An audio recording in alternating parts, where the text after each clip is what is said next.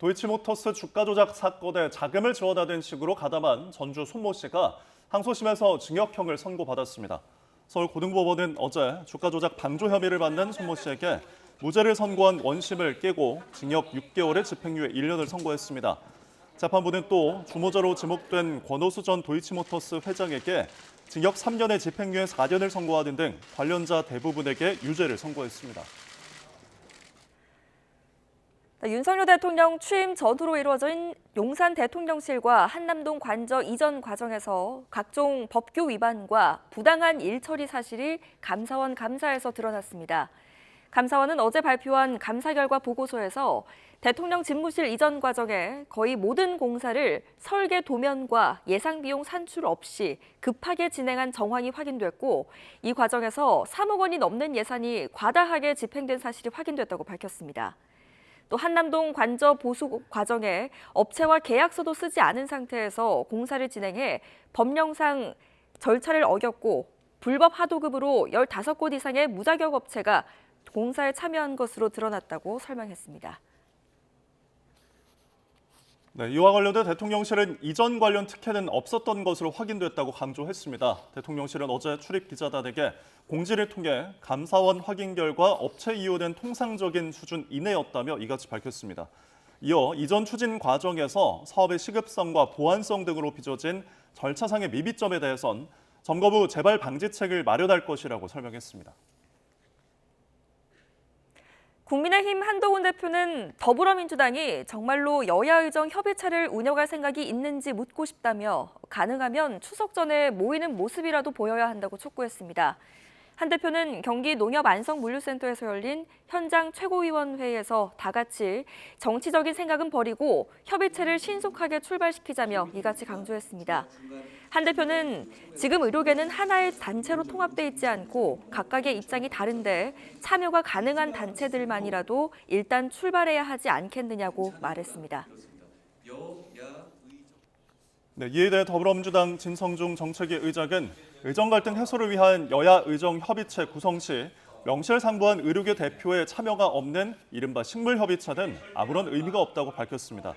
진 의장은 정책조정회의에서 정부와 여당이 의료계를 자극하는 대책만 내놓는데 의료계가 협상 테이블에 나와 앉겠느냐며 이같이 지적했습니다. 이어 대통령이 정책 실패를 인정하고 국민께 진심 어린 사과부터 하는 게 우선이라며 보건복지부 장관 차관 경질과 문책도 반드시 뒤따라야 한다고 강조했습니다. 이런 가운데 국민의힘과 정부가 추석 연휴 기간 동네 병원 8천여 곳이 문을 열고 진료를 할 수 있도록 건강보험 수가 조정 등의 지원에 나서기로 했습니다. 또 응급의료센터가 필요 인력을 확보할 수 있도록 인건비를 국가 재정으로 직접 지원할 예정이라며 우선 의사와 간호사를 합쳐서 400명가량 신규 채용이 가능한 예산을 신속하게 지원하겠다고 밝혔습니다. 원자력안전위원회가 신한울 원전 3호기와 4호기의 건설을 허가함에 따라 한국수력원자력이 오늘부터 곧바로 공사를 시작합니다. 한수원은 원전 생태계 복원의 상징으로 불리는 신한울 3, 4호기가 건설 허가를 받은 만큼 책임감을 갖고 최고의 안정성을 갖춘 원전으로 건설하겠다고 강조했습니다. 어제 오후 1시 10분쯤 부산 해운대구청 근처 삼거리에서 70대 A씨가 몰던 승용차가 정차 중인 화물차를 들이받은 뒤 인도로 돌진했습니다. 이 사고로 60대와 70대 보행자가 크게 다쳐 병원으로 옮겨졌지만 숨졌습니다. 경찰은 음주운전은 아닌 것으로 보고 정확한 사고 경위를 조사 중입니다. 어제 오후 5시 10분쯤에는 서울 성동세무서 앞에서 SUV 차량이 차량 7대를 연달아 들이받는 사고가 났습니다. 이 사고로 70대 SUV 운전자를 비롯한 3명이 얼굴과 가슴 부위 등을 다쳐 병원으로 옮겨졌습니다. 사고 차량 운전자는 급발진을 역시 주장한 것으로 알려졌는데 경찰 조사에서 음주 상태는 아니었던 걸로 파악됐습니다.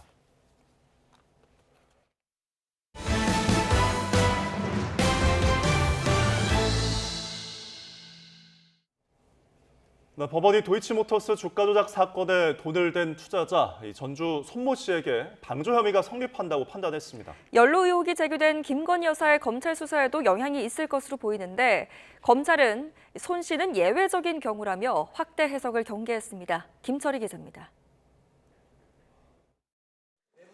도이치모터스 주가 조작의 공모한 혐의로 기소됐다가 1심에서 무죄를 선고받은 전주 손모 씨.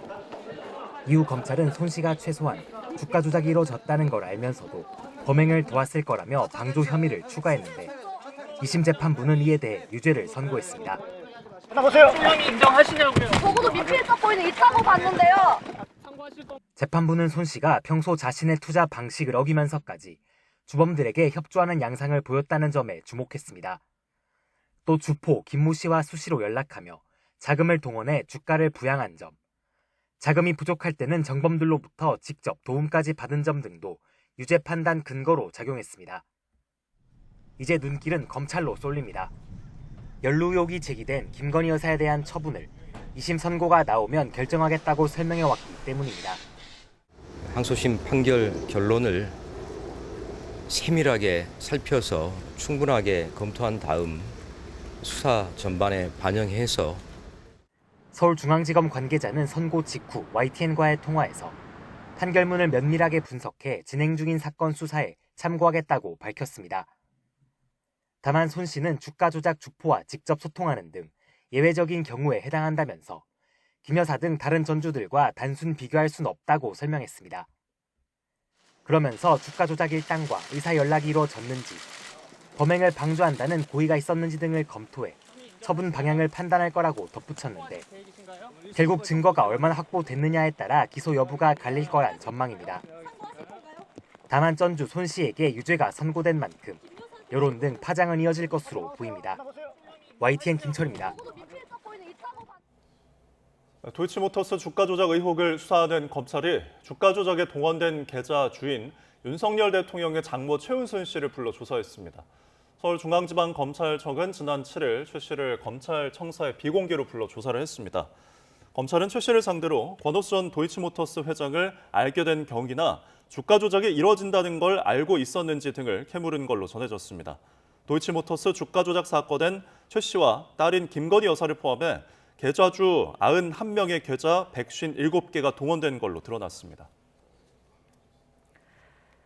네, 이에 대해 더불어민주당은 도이치모터스 주가 조작 사건 2심 재판에서 이른바 전주 손모 씨가 유죄를 선고받자 이제는 김건희 여사가 법의 심판대에 오를 차례라고 주장했습니다. 조승래 수석대변인은 국회 브리핑에서 법원이 전주 손모 씨의 시세 조종 방조 혐의를 인정한 만큼 이제 김 여사를 비호할 명분은 없다며 이같이 말했습니다.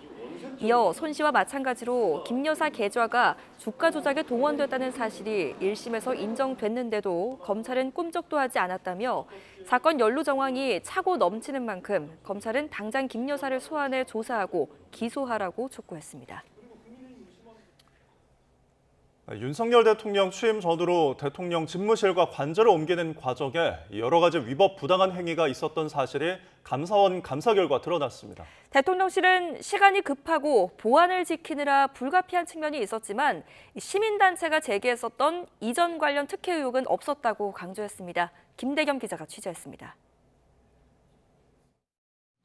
지난 2022년 시민단체가 청구한 대통령실 이전 관련 불법 의혹에 대해 감사원이 감사에 착수한 지 1년 8개월 만에 결론을 내놨습니다. 감사원은 대통령 취임식 전에 집무실을 이전하며 급하게 공사를 추진한 정황이 여러 곳에서 확인됐다고 밝혔습니다. 특히 집무실 이전은 거의 모든 공사가 설계 도면과 예산 비용 산출이 없는 상태에서 진행됐다고 지적했습니다. 관리 감독도 소홀해 허가를 받지 않은 업체가 들어오게 되는 불법 하도급이 많았고 3억 원 넘는 예산이 과다 지급된 사실도 밝혀졌습니다. 한남동 관저 보수공사 역시 계약서를 쓰지 않는 상태에서 공사가 시작돼 15곳 이상 무자격 업체가 승인도 받지 않은 채 공사를 진행했습니다.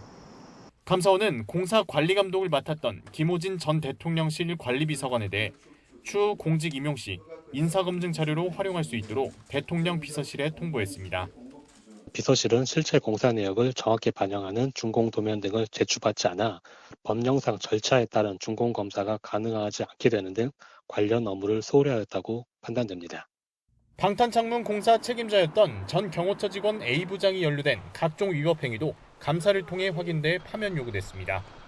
A씨는 평소 알고 지내던 브로커에게 공사를 맡기면서 4억 7천만 원에 불과한 방탄창문 공사에 20억 원의 예산을 쓰도록 해 15억 원 넘는 혈세가 낭비됐습니다. 감사원은 A씨가 금액이 부풀려질 가능성이 크다는 사실을 알면서도 원가 계산과 가격 조사를 하지 않았다고 설명했습니다.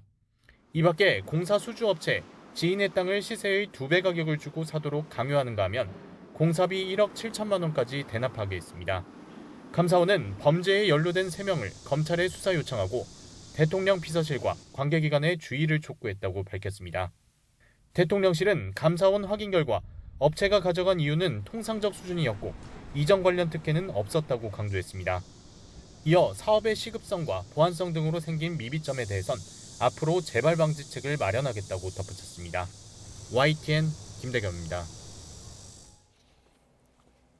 용산 대통령실 이전 과정에서 대통령 경호처 간부와 공사업체가 유착했다는 의혹을 받는 경호처 간부가 구속됐습니다.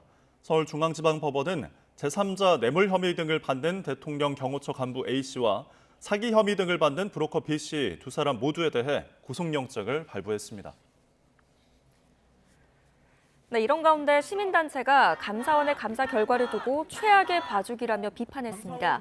참여연대는 어제 서울 종로구 감사원 앞에서 기자회견을 열고 감사원이 다수의 위법 사항을 확인하고도 대통령 비서실 등의 주의 요구를 통보하는 데 그쳤다며 이같이 지적했습니다.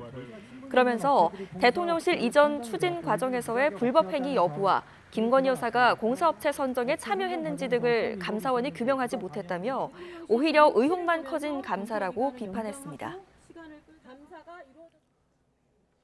수성 연휴 기간 의료대란 우려가 커지는 가운데 의정 갈등 해소를 위한 여야 의정 협의체 구성을 놓고 여야가 신경전을 이어가고 있습니다. 국민의힘은 야당만 협조하면 된다고 압박했지만 민주당은 실질적인 의료계 대표가 참여하지 않으면 식물협의체에 불과하다고 반박했습니다. 김경수 기자입니다.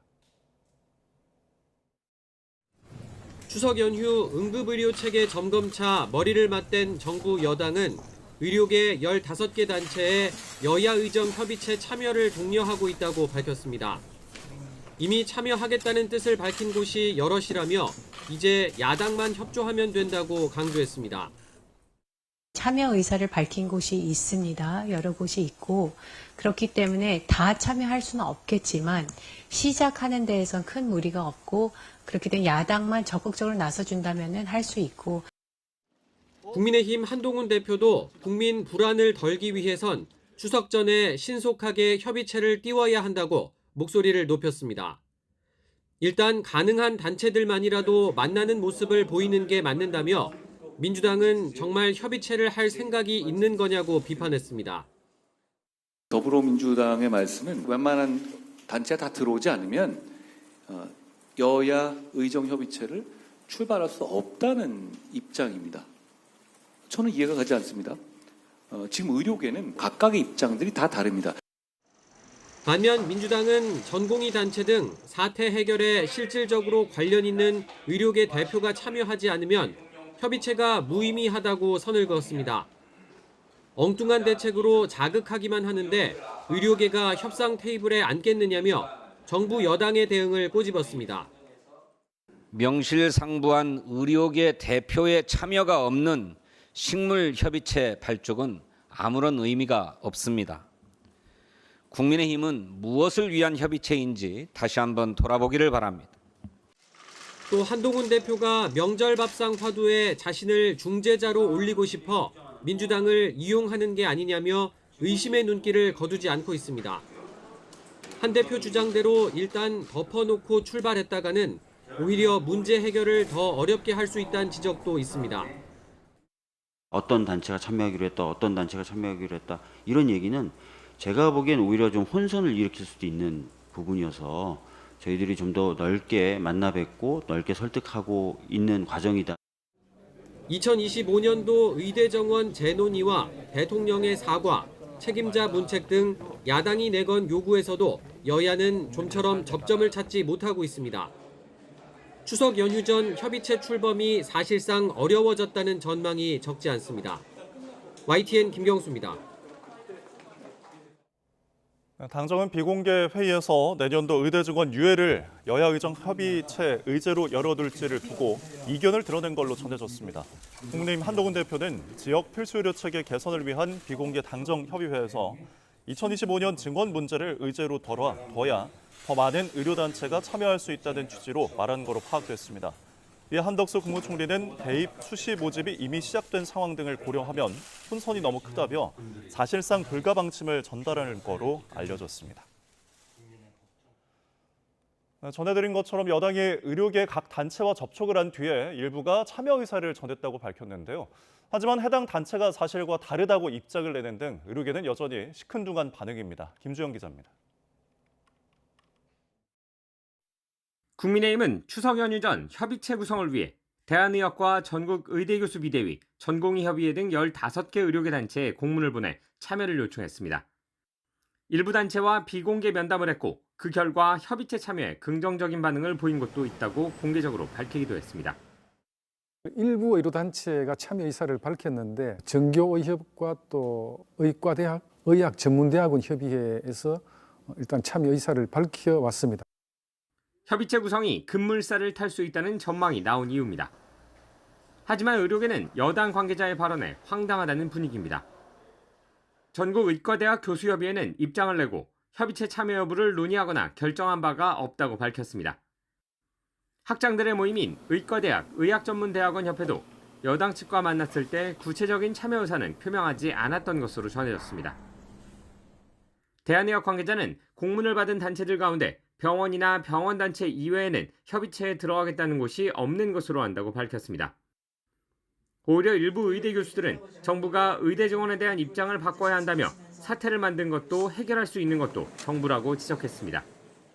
의료계가 협의체로 나와야 사태가 해결될 것처럼 말씀하시지만 정부의 입장이 바뀔 준비가 되어 있으셔야 사태가 해결될 것입니다. 환자단체나 노동계는 정치권을 향해 자신들도 참여시켜 협의체를 확대하자고 촉구했지만 정작 의료계가 시큰둥한 반응을 보이면서 협의체 구성이 실현될지는 여전히 미지수입니다. YTN 김주영입니다. 소아응급 의료 전문의들이 추석 연휴 중증 응급소아 환자에게 집중할 수 있도록 경증 비응급 환자의 응급실 방문 자제를 호소했습니다. 대한소아응급의학회는 어제 입장문을 통해 추석 연휴 소아응급실은 평소보다 많은 환자로 혼잡하고 대기 시간이 길어질 수 있다며 이 때문에 증증 환자가 신속한 진료를 받지 못해 상태가 악할 위험이 커진다고 밝혔습니다. 그러면서 의료진이 부족한 자정부터 오전 7시 사이에는 중증 응급 환자에 집중할 수 있도록 국민의 협조가 필수적이라고 강조했습니다. 국민의힘과 정부는 추석 연휴 기간 동네 병원 8천여 곳이 문을 열고 진료를 할 수 있도록 건강보험 수가 조정 등의 지원에 나서기로 했습니다. 또 응급의료센터가 필요 인력을 확보할 수 있도록 인건비를 국가재정으로 직접 지원할 예정이라며 우선 의사와 간호사를 합쳐 400명가량 신규 채용이 가능한 예산을 신속하게 지원하겠다고 밝혔습니다. 당정은 협의회를 마친 뒤 이 같은 대책에 합의했다고 김상훈 당 정책위의장이 밝혔습니다. 이 밖에 중증 필수의료 기피 요인이 되는 의료진의 사법 부담을 덜기 위해 의료사고 처리 특례법을 제정하고 의료사고가 발생했을 때 신속하고 충분한 환자의 권리 구제를 위한 의료분쟁 제도도 개선하기로 했습니다. 네, 사고 소식입니다. 부산 해운대구에서 70대가 몰던 승용차가 인도로 돌진해 보행자 2명이 숨지는 사고가 났습니다. 운전자는 급발진 사고를 주장한 것으로 알려졌는데 최근 이렇게 비슷한 사고가 잇따르면서 고령 운전을 우려하는 시선이 늘고 있습니다. 차상은 기자입니다. 검은색 승용차 한 대가 중앙선을 넘어 질주합니다. 인도 위로 돌진한 차는 정차 중인 화물차와 길을 걷던 사람들을 들이받고 나서야 멈춥니다. 부산 해운대구 상가 밀집 거리에서 벤츠 승용차를 몰던 70대 A씨가 사고를 낸 건 오후 1시 10분쯤. 빵 하는 거. 밥벨이 팍막 튀더라고요. 네. 우리는 저기 뭐가 딱 나갔는데 이미 벤츠 차는 박살나가 있는 상황이고 트럭도 박살난 상태이고. 이 사고로 70대 여성이 현장에서 숨졌고 60대 남성은 심정지 상태로 병원으로 이송됐지만 숨졌습니다. 사고 당시 충격으로 도로 바로 옆에 있는 가게는 크게 부서졌고 일대는 정전됐습니다. 경찰이 A씨를 상대로 음주 측정한 결과 술은 마시지 않은 상태였고 약물 검사도 음성으로 나왔습니다. 사고를 내고 차에서 내린 A씨는 차량 급발진을 주장한 것으로 파악됐습니다. 저기서부터 자기가 급발진으로 날라왔다. 네. 어떻게 하다 놀래가지고 이래 되는 거다. 네. 본인이 그렇게 말을 했어요.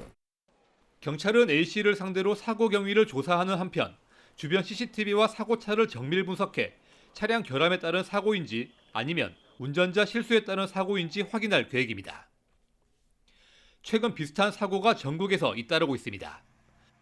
전날 전북 고창군에서는 아내와 손자, 손녀를 태운 70대가 1톤 트럭을 몰다가 낸 사고로 숨졌고, 대구 범어동에서는 70대가 몰던 택시가 돌진하며 차량 9대를 들이받아 2명이 다쳤습니다. 운전자들이 급발진 사고를 주장하는 가운데 고령 운전 사고를 우려하는 시선도 늘고 있습니다. YTN 차상입니다. 네, 그리고 어제 부산뿐 아니라 서울에서도 70대 운전자가 모는 승용차가 차량 7대를 연달아 들이받는 사고가 있었습니다. 광주와 대전에서도 사고가 나는 등 하루 동안 차량 돌진 사고가 잇따랐습니다. 계속해서 이준엽 기자입니다. 이면도로에서 검은 SUV 차량이 질주하더니 신호대기하던 승용차 옆을 그대로 들이받습니다. 그런데 멈추지 않고 다시 속도를 냅니다. 사고 차량은 이곳 인도 방향으로 꺾어 올라와서야 멈췄습니다. 걸려있던 현수막은 차량에 밀려 찢어졌고 놓여있던 쓰레기통은 쓰러졌습니다. 사고 차량이 연달아 들이받은 승용차는 모두 7대입니다. 70대 운전자를 포함해 3명이 다쳐 병원으로 옮겨졌고 퇴근 시간대 거리는 한동안 전면 통제됐습니다. 운전자는 브레이크가 안 들었다며 급발진을 주장한 것으로 알려졌습니다. 크게 부딪히는 소리가 났는데 그게 누가 들어도 사고 나는 소리였어가지고 급발진 주장하는 그분 차는 에어백 터져 있는 상태였고 그랬어요. 검은색 택시가 교차로에서 견인차와 스치듯 접촉합니다. 멈추는가 했는데 갑자기 돌진하며 앞쪽 식당 유리창을 깨고 들어갑니다. 식당이 문을 열기 전이라 직접 휘말린 사람은 없었지만 가게는 난장판이 됐고 놀란 사장은 넘어져 다쳤습니다. 운전자는 전기차에 익숙하지 않은 탓에 페달을 헷갈렸다고 경찰에 진술한 것으로 전해졌습니다. 오후 영업 준비를 하고 있는데 택시가 갑자기 가게로 돌진해 와서 안에서 작업하고 있는 이제 저희 집사람이 좀 쓰러져서 다쳤고, 만취 운전자가 모는 SUV 차량이 인도로 돌진했습니다. 변압기를 들이받으면서 30대 운전자가 다쳐 병원으로 옮겨졌고 지나가던 사람이 없어 큰 사고로 이어지지는 않았습니다. YTN 이준엽입니다. 사건 사고 한 줄 뉴스입니다.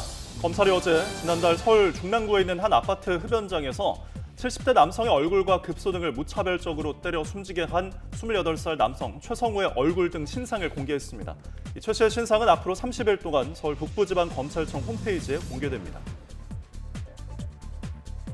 강도상해죄로 징역 2년에 집행유예 3년을 받은 10대 청소년이 집행유예 기간 보호관찰 수칙을 어겨 자신의 집으로 찾아온 검찰 수사관에게 흉기를 휘두르고 달아났다가 경찰에 7시간 만에 붙잡힌 일이 뒤늦게 드러났습니다. 13년 전 서울 강남에서 발생한 성폭행 사건의 범인으로 밝혀진 현직 경찰관이 주거 침입 강간과 건조물 침입 혐의로 재판에 넘겨졌습니다. 이성과의 성행위 동영상을 촬영하고 이를 보관해온 남성에게 언론과 유튜버 등의 성관계한 영상을 공개하겠다며 금품을 요구한 혐의를 받는 현직 변호사와 공범이 구속됐습니다. 갓 낳은 아기를 비닐봉지에 넣어 쓰레기 분리수거장에 유기해 살해하려 한 30대 친모가 1심에서 징역 4년을 선고받았습니다. 지난 5월 서울 영등포구에 있는 고시원에서 이웃인 40대 남성을 1분간 주먹으로 얼굴을 20번 가까이 가격해 숨지게 한 50대에게 징역 15년이 선고됐습니다. 발달장애인 시설에서 점심을 먹다가 음식물이 목에 걸려 숨진 사건을 두고 시설 측이 충분히 주의를 기울이지 못했지만 일부 응급조치를 실시했다며 해당 보험사가 유족에게 5,400만 원을 배상해야 한다는 법원의 판단이 나왔습니다. 엉뚱한 사람을 텔레그램 능욕 채널 운영자라고 주장하며 감금한 뒤 폭행한 10대 2명이 구속 상태로 재판에 넘겨졌습니다. 이들은 또래 10대에게 옷을 벗고 춤을 추게 하는 등 가혹행위를 하는 모습도 실시간으로 방송하며 후원금을 받은 것으로 파악됐습니다. 최근 삼성전자가 사내 최대 노동조합인 전국 삼성전자 노동조합 간부 3명에 대해 경찰에 업무방해, 특수 건조물 침입 등의 혐의로 고소장을 접수했습니다. 지금까지 한 줄 뉴스였습니다.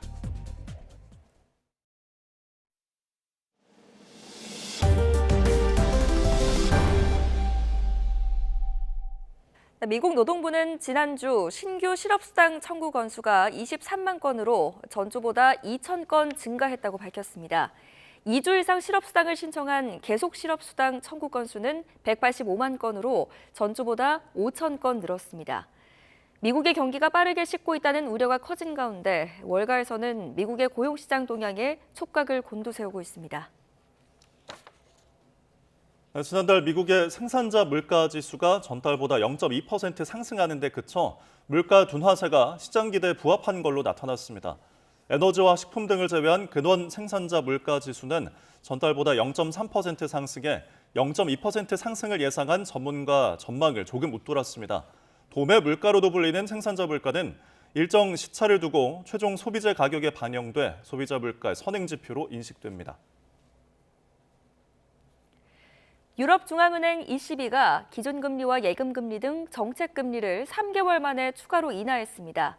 ECB는 독일 프랑크푸르트에서 통화정책 이사회를 열고 기준금리를 연 4.25%에서 3.65%로 0.6%포인트, 예금금리를 연 3.75%에서 3.5%로 0.25%포인트 각각 내렸습니다. ECB는 앞으로 몇 분기 동안 주로 내수 시장이 침체를 겪을 것으로 전망했습니다. 출근길 YTN 날씨입니다. 오늘 아침 북서쪽에서 비구름이 다가오면서 일부 중북부 지방에 산발적인 비가 내리고 있습니다. 오늘 이들 지역을 중심으로 최고 60에서 80mm 이상의 비가 내리겠고요. 충청 이남에도 한때 5에서 60mm의 소나기가 지나겠습니다. 오늘 비나 소나기가 내리는 지역에서는 시간당 30mm 안팎의 호우가 쏟아질 수 있겠습니다. 또 오늘 아침까지 강원 산간과 충청 이남을 중심으로는 가시거리 200m 미만의 짙은 안개가 끼는 곳이 있겠습니다. 자세한 지역별 기온 살펴보겠습니다. 현재 서울 기온은 24.2도, 강릉 21.4도, 부산 26.3도를 보이고 있습니다. 한낮에는 중북부 지방은 더위가 주춤하겠고 충청 이남은 폭염이 계속되겠습니다. 특히 남부지방은 폭염주의보가 경보로 격상될 가능성이 있겠는데요. 오늘 낮 기온은 서울 27도, 광주 33도, 대구 34도가 예상됩니다. 날씨였습니다.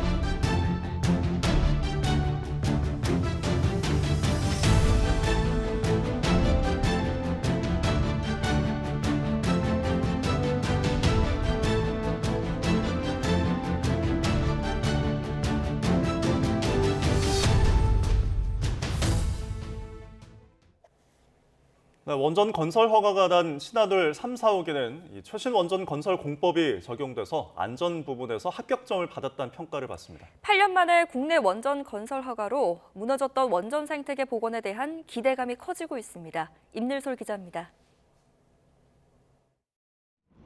한국형 원전인 APR 1400이 적용된 신한울 3, 4호기는 현재 건설 중인 세울 3, 4호기와 주요 설비, 설계가 같습니다. 국산화에 성공한 원자로 냉각제 펌프와 원전 계측 제어 시스템 등 최신 원전 공법이 적용됐는데 2년 동안의 안전성 검토에서도 합격점을 받았습니다. 만약 신한울 3, 4호기에서 냉각제가 새어나오는 등의 사고가 일어나면 원자로 주변 3km 이내에서 예상되는 전신 피폭량은 사고 기간 10.5mS로 제한 기준 250mS보다 적습니다.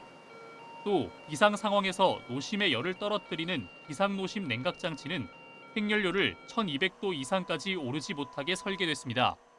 후쿠시마 사고 같은 중대 사고가 발생하는 것에 대비해서 중대 사고를 방지하기 위한 평가와 설계가 고려돼 있고, 만약에 중대 사고가 일어난다고 하더라도 그 부분을 완화할 수 있는 대응 설계가 갖추어져 있습니다. 체코 원전 수주에 이어 8년 만에 국내 원전 건설이 허가됨으로써 무너졌던 원전 생태계가 다시 살아날 거라는 기대감이 커지고 있습니다. 특히 신한울 3, 4호기는 아랍에미리트에 수출한 한국형 원전을 국내에서 또 한 번 건설 운영한다는 점에서 원전 수출을 이어갈 교두보가 될 전망입니다. 원전 건설이 재개됨에 따라서 건설 부문이라든지 제조 부문이라든지 이런 부분이 재활성화될 가능성이 있어서 생태계 복원에서는 긍정적 사인이라고 생각합니다. 문제는 원전 내 임시 저장 중인 사용 후 핵연료가 2030년부터 차례로 포화 상태에 이른다는 점입니다. 전문가들은 원전 생태계의 건강한 복원을 위해 고준위 특별법 제정도 함께 진행되어야 한다고 지적했습니다. YTN 사이언스 임늘솔입니다. 대통령실은 신한울 원자력 발전소 3, 4호기 건설 재개에 대해 고사 직전까지 갔던 원전 생태계를 복원하고 원전 산업이 재도약할 수 있는 계기를 마련했다는 의미가 있다고 밝혔습니다. 성태훈 대통령실 정책실장은 브리핑에서 신한울 3, 4호기 건설 허가는 지난 정부의 탈원전 정책을 폐기한 윤석열 정부의 에너지 정책 방향에 따라 신규 원자력 발전소의 건설에 본격적으로 착수한 거라며 이같이 말했습니다. 네, 국회 대정부 질문 마지막 날 교육과 사회, 문화 분야에선 의정 갈등 장기화에 따른 의료 대란 우려를 놓고 정부 측과 야당이 강하게 충돌했습니다. 네, 민주당이 이딴 응급실 뺑뺑이 사태와 또 환자 사망의 책임을 정부에게 돌리자 한덕수 총리는 가짜뉴스라고 적극 반박하며 고성을 주고받기도 했습니다. 강민경 기자입니다. 대정부 질문 나흘째, 민주당은 의료 공백 사태가 반년 넘게 이어지고 있다며 정부 책임론을 부각했습니다. 국민은 생명의 위협을 느끼고 있는데 정부는 내년도 의대 증원을 고집하며 의료계를 상대로 여야 의정 협의체 참여조차 설득하지 못하고 있다는 겁니다. 이른바 응급실 뺑뺑이와 이에 따른 환자 사망 사고를 질문하는 과정에선 한덕수 총리와 야당 의원들 간의 고성 섞인 설전이 오가기도 했습니다. 그거는 가짜 뉴스입니다. 가짜 뉴스예요. 죽어나가요? 어디에 죽어나갑니까? 최선을 다하고 있습니다. 의사 선생님이 죽겠다고 하십니다, 지금. 오늘 또 죽어나갔어요. 한 총리는 현장을 이탈한 전공의들에게 최대 책임이 있다고 주장했고, 이에 야당은 정부 사과와 책임자 문책을 촉구하며 양보 없는 기싸움을 벌였습니다. 있어요. 전공의에게 가장 큰 책임이 있습니까? 첫 번째 책임이 있죠. 중앙재난안전대책본부장으로서 국민들께 사과하실 의향이 있으십니까? 최선을 다하고 있습니다. 국민의힘은 대한민국의 의사수가 부족하다는 건 자명하다며 정부의 의료개혁에 힘을 실었습니다. 그동안 질 높은 의료 서비스를 값싸게 누려왔다며 의료계 노고를 위로하고 동시에 당 지도부가 사활을 건 여야 의정 협의체 출범도 도와달라고 호소했습니다. 여야 의정협의체에 대해서 여야 모두 동의를 했습니다. 이제는 의사계가 적극적으로 저는 논의 테이블로 나와주시기를 정말 간절히 호소드립니다. 여당은 또 민주당이 반복해 발의하는 김건희 여사 특검과 최상병 특검 등 각종 특검법에도 혈세가 들어간다고 꼬집으며 역공을 펼쳤습니다. YTN 강민경입니다. 복귀한 전공의들의 명단을 인터넷에 게시한 의사에 대해 경찰이 구속영장을 신청했습니다. 개인정보보호법뿐 아니라 스토킹 처벌법을 위반 혐의도 적용했는데요. 사이버 불링, 집단 괴롭힘이라고 봤습니다. 권준수 기자입니다. 인터넷에 돌고 있는 감사한 의사라는 제목의 명단입니다. 사직하지 않은 전공의와 휴학하지 않은 의대생의 이름 등 개인정보가 담긴 일종의 의사 블랙리스트입니다. 확인되지 않았거나 악의적인 내용도 담겼습니다.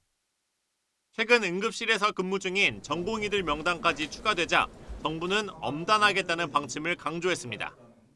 환자 곁을 지키고 계신 의료진들의 노고가 존중받을 수 있도록 선배 그리고 동료 의사들께서는 일부 의사들의 부적절한 행동을 바로 잡아 주시기 바랍니다. 보건복지부의 수사 의뢰를 받은 경찰은 작성자 2명을 특정해 이 가운데 1명에 대해 구속영장을 신청했습니다. 의사 A씨는 지난 7월 의료 현장을 지키는 의사들 명단을 의사 커뮤니티에 게시한 혐의를 받습니다. 처음에 A씨를 개인정보보호법 위반 혐의로 입건한 경찰은 스토킹 처벌법 위반 혐의를 추가했습니다. 경찰 관계자는 인터넷에서 복귀 전공의 등에 대한 조리돌림을 지속적이고 반복적으로 했다는 점에서 이른바 사이버 불링, 집단 괴롭힘으로 봤다고 설명했습니다. 명단을 작성한 또 다른 용의자를 쫓고 있는 경찰은 일부 의대생이 환자가 더 죽었으면 좋겠다는 취지의 폐륜 막말을 올린 데 대해서도 수사에 착수했습니다. YTN 권준수입니다. 네, 이에 대해 대통령실은 의대생 폐륜 발언과 관련해 귀를 의심하게 하는 폐륜 막말에 경악을 금치 못한다고 비판했습니다. 대통령실 관계자는 기자들을 만나 의사는 국민의 상처를 치유하는 존재이지 상처를 후벼 파는 존재가 되어서는 안 된다며 이같이 말했습니다. 오늘의 경제 일정 살펴보겠습니다. 기획재정부가 오늘 최근 경제 동향에 대한 진단을 내놓습니다.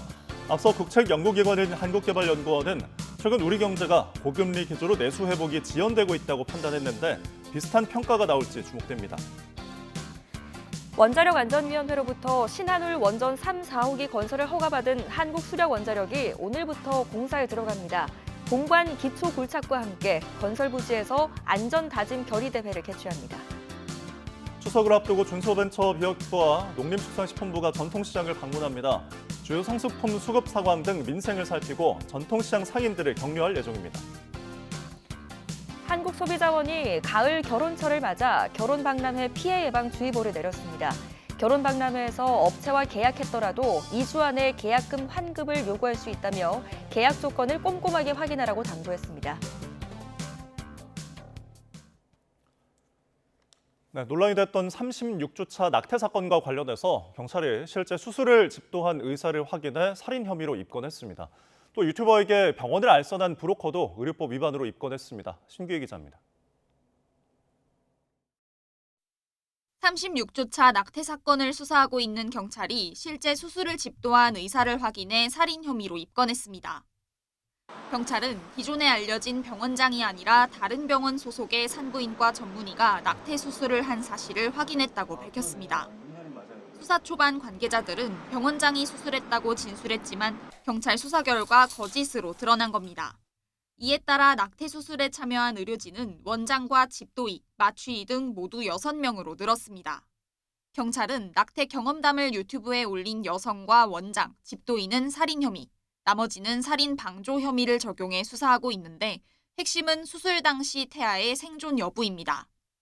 하지만 의료진을 모두 조사한 경찰은 이들의 진술이 일관되지 않거나 엇갈려 추가 조사가 필요하다는 입장입니다. 당시에 의사와 지켜본 사람이 그거는 일치할 것 같은데 그거는 그 말이 서로 간에 달라졌다는 건 누구는 말 제대로 말 안 하는 거죠. 진술의 신빙성이 좀 더 찾아내야죠. 또 경찰은 유튜버에게 병원을 알선한 브로커 1명도 확인해 의료법 위반 혐의로 입건했습니다. 유튜버의 지인이 인터넷에서 브로커가 올린 홍보글을 발견해 알려준 것으로 확인됐는데 경찰은 브로커가 낙태 수술을 해주는 병원이라는 취지의 블로그 글을 올려 환자를 알선하고 병원에서 수수료를 받은 것으로 보고 있습니다. 경찰은 또 낙태 수술과 화장 날짜 사이 간격이 있는 이유와 해당 병원에서 추가 낙태 수술이 있었는지 등도 조사하고 있습니다. 이와 함께 유튜버를 상대로 수술 동기를 조사한 결과 금전적 목적으로 낙태 브이로그를 올린 건 아닌 것으로 추정된다고 설명했습니다. YTN 신계입니다.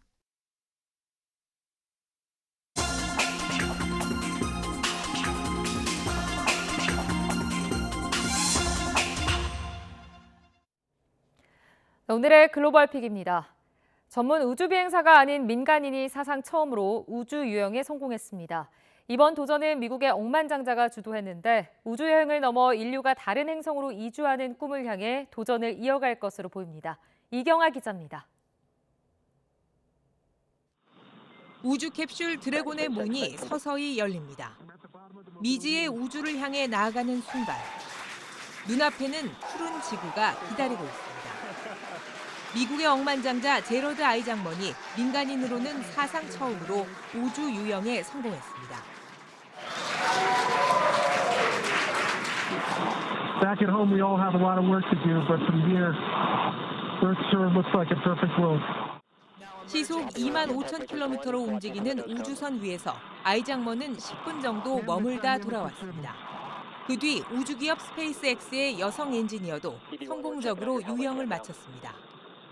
4명으로 이뤄진 민간인 우주 유영팀의 2년에 걸친 준비가 결실을 맺은 겁니다.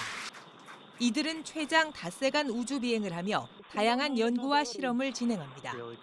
그중 하나가 새로 개발한 우주복의 성능을 확인하는 겁니다. 우주의 진공 상태와 위험한 파편으로부터 비행사들을 안전하게 지켜야 하기 때문입니다.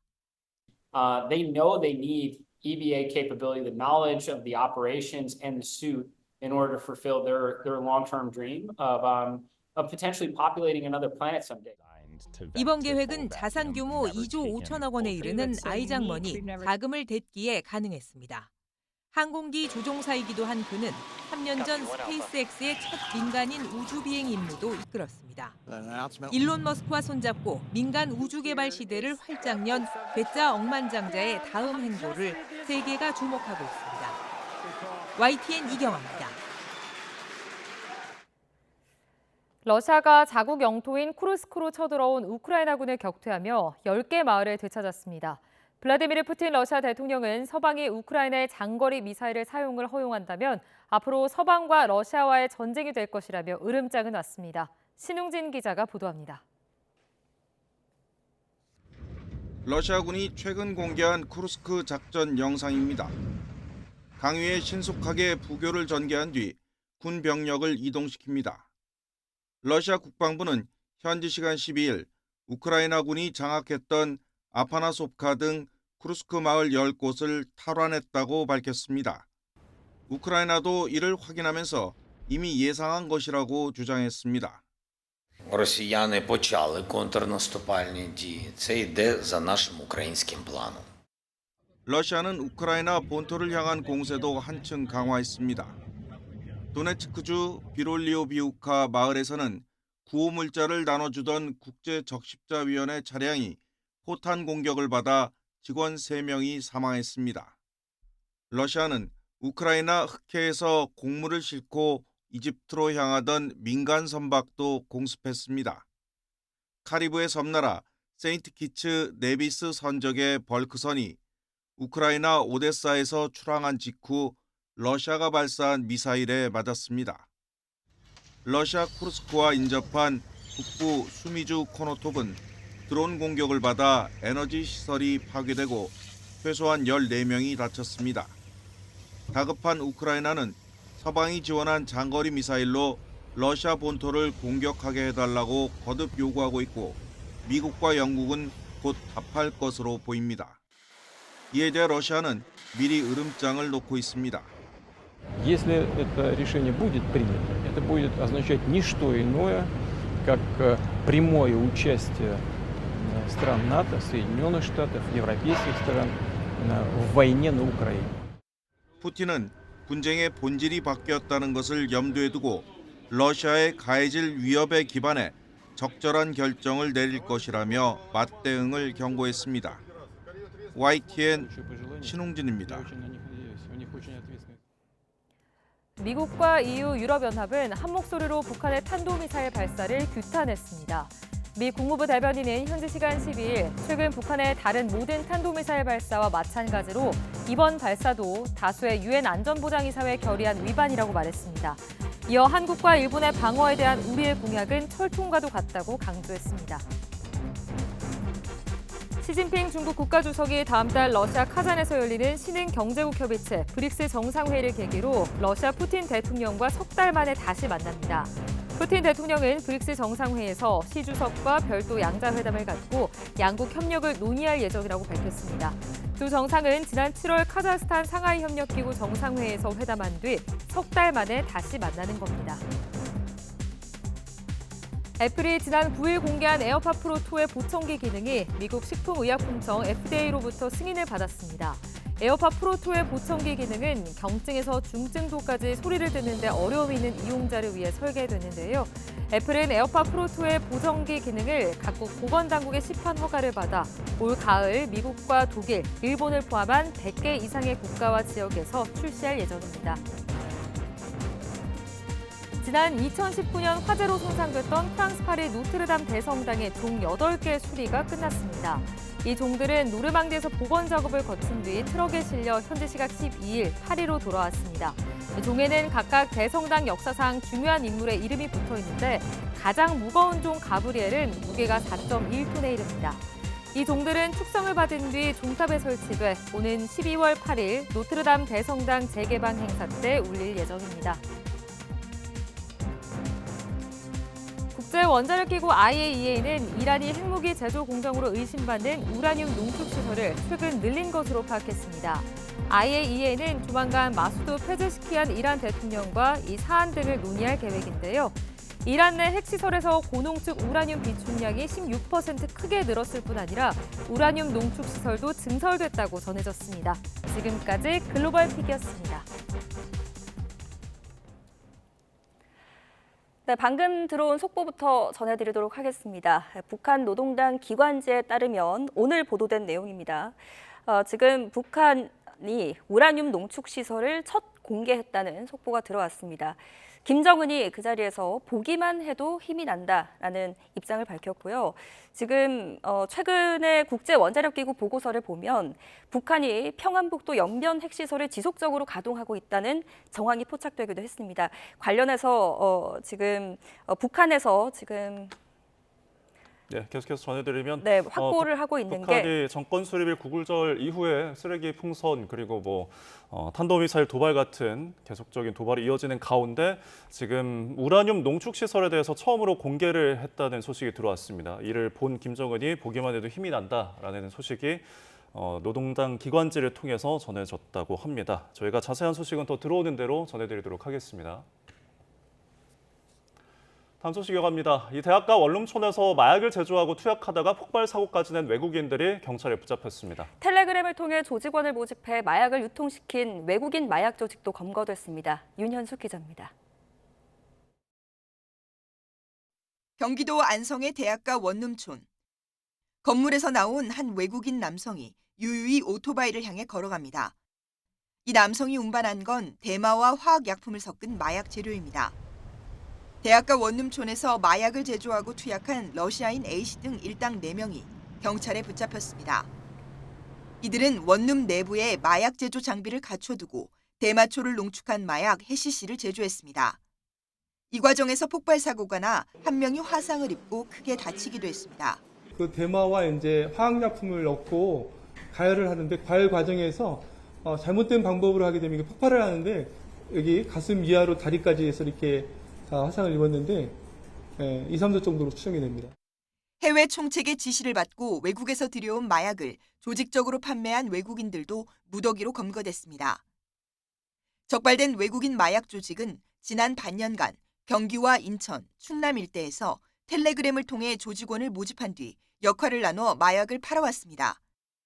총책 B씨는 다른 마약 관련 사건으로 경찰 수사망에 오르자 동남아로 도피한 뒤에도 범행을 이어간 것으로 알려졌습니다. 경찰은 마약 거래 대금 23억 5천만 원을 환수 조치하고 B씨를 인터폴 적색 수배해 뒤쫓고 있습니다. 또 마약 조직 계좌 추적을 통해 이들에게 마약을 사 투약한 외국인 110여 명도 불구속 입건했습니다. YTN 윤현숙입니다. 최근 명절을 맞이하는 우리 사회의 모습이 점점 변하는 분위기입니다. 명절 음식이 스트레스로 다가오면서 온 가족이 모여 젖을 붙이고 송편을 만들기보다 조리된 음식을 사서 먹는 경우가 늘어나고 있습니다. 오동건 기자입니다. 뜨겁게 달궈진 철판 위로 자리 잡은 재료들. 노릇노릇 익어 소쿠리에 담깁니다. 차곡차곡 쌓인 다양한 맛의 전. 추석 준비에 들어간 손님들은 음식을 담기에 바쁩니다. 이번 추석에는 아이들이 다 외부로 나가 있어서 외지로 나가 있고 해서 이번에는 조금 식구가 적어져서요. 그냥 좀 살려고 합니다. 최근 명절 문화가 바뀌면서 음식을 집에서 준비하는 대신에 필요한 양만 구매하거나 사서 선물을 하는 경우도 늘고 있습니다. 사실 이렇게 요리된 거 선물하면 너무 기분 좋아하시고 또 많이 이런 선물은 안 받아보셔서 더 되게 극대화되는 것 같아요. 추석을 맞아 풍년을 기원한다는 의미의 송편과 복이 들어온다는 뜻이 담긴 복덕을 찾는 소비자들이 늘고 있습니다. 가족들이 모여 함께 송편을 빚고 쪄먹는 추억도 소중하지만 송편 먹고 이렇게 가족 파티를 열면은 얼마나 좋은지 가족이 행복하고 가정이 아주 단란하고 좋습니다. 연휴 동안의 편안한 휴식도 못지않게 중요합니다. 이런 추세를 반영하듯 마트에서 판매하는 추석 음식 간편 조리 세트 판매도 크게 늘고 있습니다. 실제로 대형마트 3곳의 추석 간편 조리 음식 판매량이 지난해보다 많게는 68% 증가하는 등 관련 시장도 커지고 있습니다. 명절 증후군을 부르는 원인 중 하나인 명절 음식. 시대가 바뀌면서 한가위 음식 문화에도 조금씩 변화의 바람이 불고 있습니다. YTN 오동건입니다. 출근길 YTN 날씨입니다. 오늘 아침 일부 수도권과 강원도에 산발적인 비가 내리고 있습니다. 또 전남 서해안에는 가시거리 200m 미만의 짙은 안개가, 그 밖에 충청 이남으로도 안개가 다소 끼어 있는데요. 출근길 비가 내리고 안개가 끼어 있는 지역에서는 교통안전에 각별히 유의하시기 바랍니다. 자세한 레이더 화면부터 살펴보도록 하겠습니다. 북서쪽에서 비구름대가 다가오면서 일부 중북부 지방에 산발적인 비가 내리고 있습니다. 오늘 이들 지역을 중심으로 최고 60에서 80mm 이상의 비가 내리겠고요. 충청 이남 지방에는 한때 5에서 60mm의 소나기가 지나겠습니다. 밤사이 서쪽 지방과 해안가 곳곳에서 열대야가 나타나고 있습니다. 현재 부산 26.3도, 창원 25.8도, 서울은 24.2도를 보이고 있습니다. 한낮에는 서울 27도 등으로 중북부 지방은 더위가 쉬어가겠고요. 충청 이남은 폭염이 계속되겠습니다. 특히 남부지방은 폭염주의보가 경보로 격상될 가능성이 있겠는데요. 광주 33도, 대구 34도까지 크게 치솟겠습니다. 내일부터는 추석 연휴가 시작됩니다. 우선 연휴 동안 이례적인 폭염과 열대야가 계속되겠습니다. 내일은 중북부 지방에 비가 오겠고 연휴 초반에는 동해안을 중심으로 비 소식이 잦겠습니다. 다행히 추석 당일부터는 날이 점차 개면서 전국에서 보름달을 볼 수 있겠습니다. 다만 연휴 내내 안개가 짙게 낄 것으로 보여 교통안전에 주의하셔야겠고요. 제주도와 남부해상을 중심으로는 물결이 높게 일어 배편 이용하시는 분들은 운항 여부를 잘 확인하셔야겠습니다. 오늘 비나 소나기가 내리는 지역에서는 벼락과 돌풍을 동반한 시간당 30mm 안팎의 호우가 쏟아질 수 있겠습니다. 시설물 관리와 안전사고에 각별히 유의하시기 바랍니다. 지금까지 YTN 원희다입니다. 네, 조금 전에 전해드린 속보, 이어지는 뉴스타트 3부에서 자세히 전해드리겠습니다. 뉴스타트 3부 잠시 뒤에 이어집니다.